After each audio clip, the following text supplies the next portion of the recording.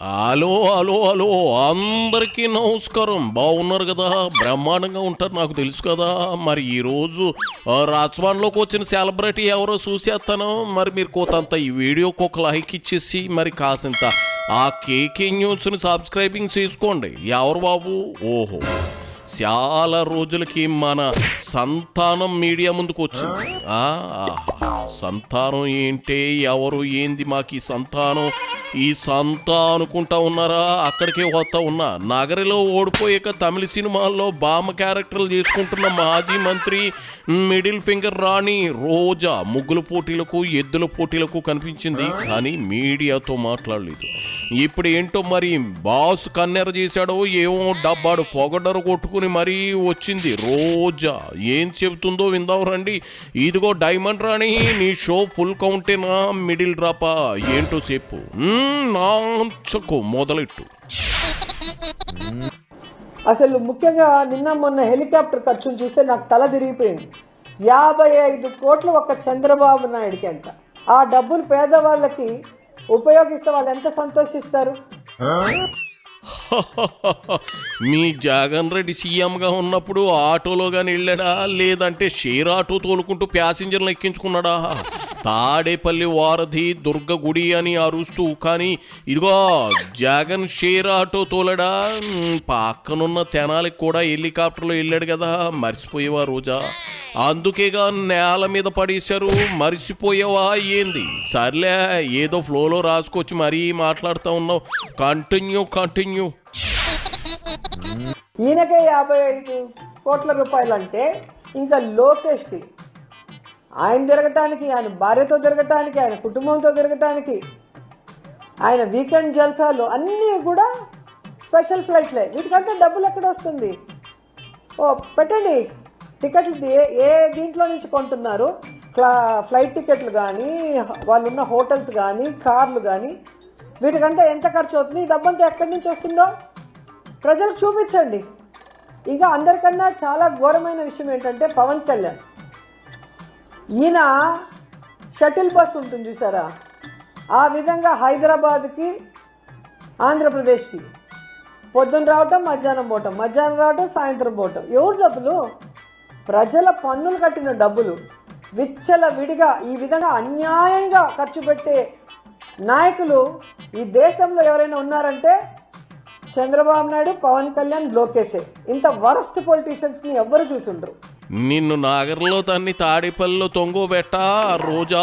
ఏందమ్మాయి, లోకేష్ సొంత డబ్బుతో ఫ్లైట్లలో వెళుతున్నారు. పవన్ కళ్యాణ్ తన సొంత డబ్బుని కోట్లాది రూపాయలు జనానికి దానం చేస్తా ఉన్నాడు. చూడట్లేదా ఏంది టీవీల్లో? అయినా ఆర్టీఏ అనేది ఒకటి ఉంటుంది, రైట్ టు ఇన్ఫర్మేషన్ యాక్ట్ అనేది. దాంట్లో అందరి బండారాలు బయటపడతాయి. జగన్ 5 ఏళ్లలో 2 ఏళ్ల కరోనా టైంలో ప్యాలెస్లో తొంగుంటే మిగిలిన 3 ఏళ్లకి హెలికాప్టర్ పెట్టిన ఖర్చు ఎంతో తెలుసా? అక్షరాల 223 కోట్లు. ఇవి జనం సొమ్ము కాదా? నువ్వు డాన్సులు వేసి సంపాదించి ఇచ్చావా ఏటి కామెడీగా? నోరుంది కదా అని వాగటం కాదు, తీయించు, లెక్కలు బయటకు తీయించు, అప్పుడు వాగు. వీళ్ళు కూడా మా గురించి మాట్లాడటం ఎంత సిగ్గుచేటు. రాష్ట్రంలో జరుగుతున్న అవకతవకల గురించి పవన్ కళ్యాణ్ మాట్లాడు. మిస్ అయిపోయినారని చెప్పిన 30,000 మంది ఆడపిల్లల్ని ఈరోజు తీసుకొచ్చేవాళ్ళన్న ఆలోచన లేదు. నిజంగా మా మిస్ అయి ఉంటే ఎందుకు తీసుకురాలా? ఈరోజు బీజేపీతోనే కలిసి ఉన్నారు కదా. ఇంటెలిజెన్స్ నీకు చెవులో చెప్పింది అన్నావు కదా, ఇప్పుడు ఆ ఇంటెలిజెన్స్ని అడిగి తీసుకురావచ్చు కదా. నిరుద్యోగులకి నువ్వు ఏదో చేస్తా అన్నావు కదా, మరి అది ఎందుకు చేయలేదు? ఆడపిల్లల్ని రేప్ చేస్తే మాట్లాడవు, రైతులకి అన్యాయం చేస్తే మాట్లాడవు, విద్యార్థుల మీద రౌడీ షీట్లు తీస్తే మాట్లాడవు. దేనికి నీకు ఓట్లు వేసింది? దేనికి నిన్ను డిప్యూటీ సీఎం చేసింది? మేనిఫెస్టోలో సంతకం చేసి ఎగ్గొట్టినందుకు మిమ్మల్ని అరెస్ట్ చేయాలి. మిమ్మల్ని, చంద్రబాబు నాయుడిని, ప్రజల్ని మోసం చేసినందుకు 420 కేసు కింద మిమ్మల్ని లోపలేయాలి. మా తలరాతలు మారుస్తాం, మా చేతిలో గీతలు మారుస్తామని సిగ్గు లేకుండా మాట్లాడుతున్నారు ఇంకా కూడా.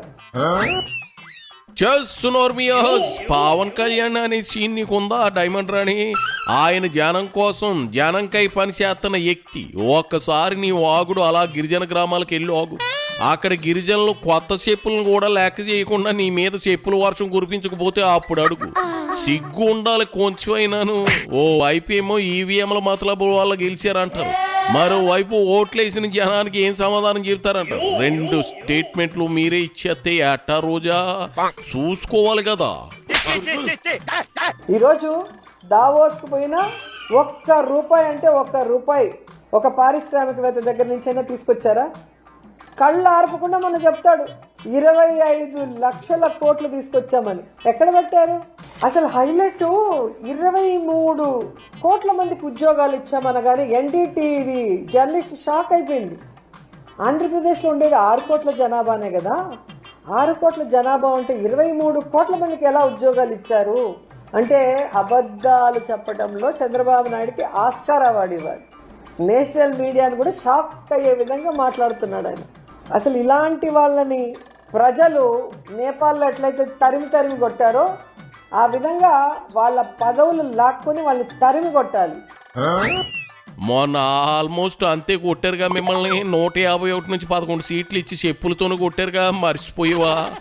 ఇంకా ఇలాగే మాట్లాడితే ఈసారి లాగిపెట్టి గోపగీమనేలా కొడతారు. జాగ్రత్త అమ్మాయి. పళ్ళు రాలిపోతే సినిమాలో బామ్మ వేషాలు కూడా రావు. మరి ఆ పళ్ళు ఈకలెత్తే జబర్దస్త్ షోలో చాలా సంపాదించావు. ఇవే లేకపోతే నీ ముఖం కూడా ఎవరు చూడరు.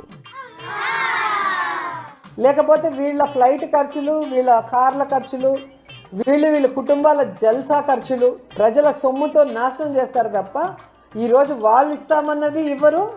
వెల్ఫేర్ కానీ డెవలప్మెంట్ జగన్ చేసేది తూచా తప్పకుండా చేస్తామని ఈరోజు అవి కూడా ఇవ్వలేదు.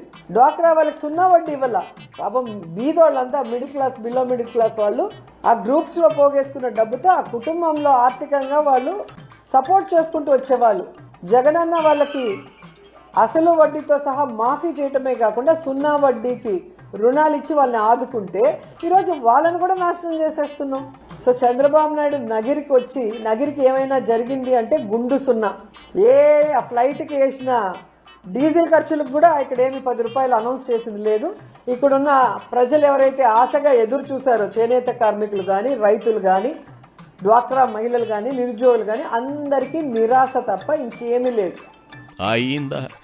అయిందా నీ సోది అని అడుగుతా ఉన్నా. ఫ్లైట్కి డీజిల్ కొడతారా? చా నిజమా? మీ ఇంట్లో మీ తాత వాడిన అంబాసిడర్ కారు అనుకున్నావా డీజిల్ కొట్టించి తిరగడానికి? నాగర్లో నువ్వు అంత దారుణంగా ఓడిపోయింది ఎందుకు కదా మరి? అభివృద్ధి త్యాగ చేసావని ఉబ్బి తబ్బిబ్బైపోయి జనం నేను చిత్తుగా ఓడించారా? చంద్రబాబు గురించి, పవన్ గురించి మాట్లాడే అర్హత నీకు కానీ మీ జగన్ రెడ్డికి కానీ లేదులే. గాని ఇదిగో మేకప్ సెరిగిపోకముందే దొబ్బేయి. వెనకడికి నీలాంటిదే పాపం అని చేరితే పక్కెళ్ళి ఉరేసుకుందట. నువ్వు వెళ్ళి ఆ పని మీద ఉండు. పో అమ్మా.